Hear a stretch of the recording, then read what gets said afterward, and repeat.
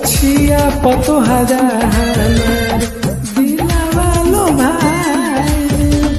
चल तोरा नामे चार गो भैंस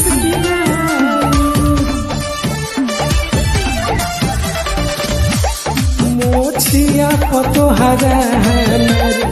दिलावा लो भाई चल तोरा नामे चार गो भैंस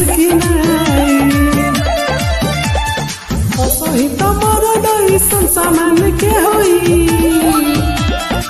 तो लाखों में जवान सीना तान के होई तो बुझली है बेटा हिरान के होई तो जवान के डर नहीं जान के होई तो बुझली है बेटा हिरान के होई।